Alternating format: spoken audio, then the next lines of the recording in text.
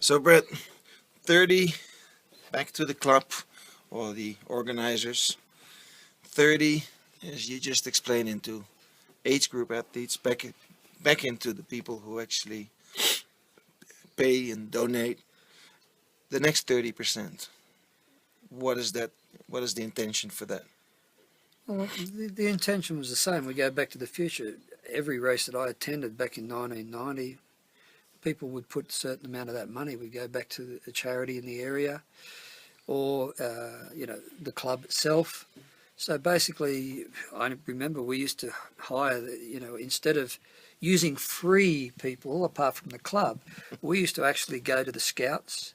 We used to go to our little, the army cadet people, and we give them $500 to bring their people in their full uniform to be on the corners of the races. And they had there was three reasons for that. One is they looked very official in their gear, so people knew that they weren't just somebody sitting on the side of the road going, go that way. You know what I mean? But also we would donate the money to them. So, for instance, the scout troop would get $1,000 to have 50 scouts do it. So again, it was going back into the community, rather than just using them and saying, okay, do it for free, and We'll give you a sloppy T-shirt. it will give you a T-shirt to take home and wipe your bike with.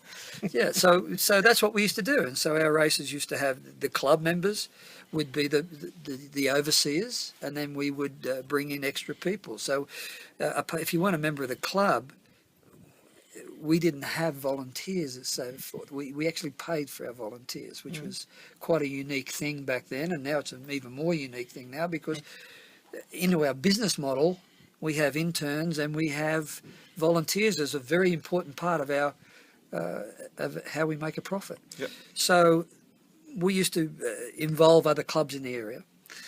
Secondly, we used to give back, and I think the give back thing's where it's all went wrong. We've got people training to be healthy and whatever, and they're doing their race for their self-pride and the fact that they're improving themselves. But the give back is now not there.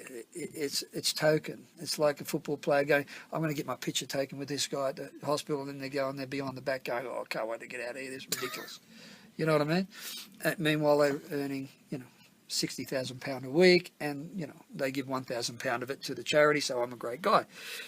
That's got to stop, and that's what we used to do in triathlon. And in Team TBB, we've got social programs, and I think we're doing a terrible job.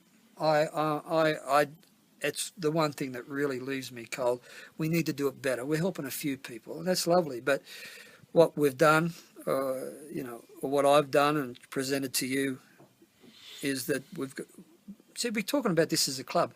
For me, it's a movement. It's a change of direction of triathlon. Now, if that's only a little piece of triathlon that changes direction, and there's only 10,000 people in the whole movement, I don't care. If we make a difference.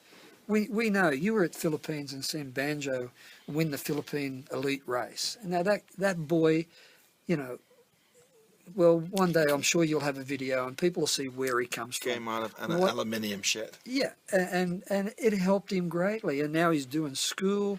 He's getting ready to go to uni. All these things couldn't happen without triathlon, And so basically that gives me greater pride, or as much pride as Chrissie winning Hawaii. If that kid in 10 years' time says I'm a lawyer and he's working in Philippines for a big company, and he said, you know what, I'd be still diving for shells down in Menda now had I not got into triathlon. Well, isn't that wonderful? Now, we ourselves have done that with 3 or 4 athletes now, so we've got great benefit. The triathlon community doesn't even know about that. So that's where that 30 goes. And, I've sort of penned a movement called DOVE, and it links in with the pros and it links in with the age groups.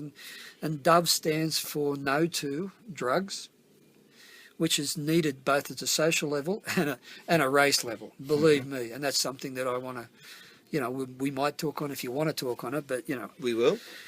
So we have no to drugs, we have no to obesity, which is a part of what we've just been talking about.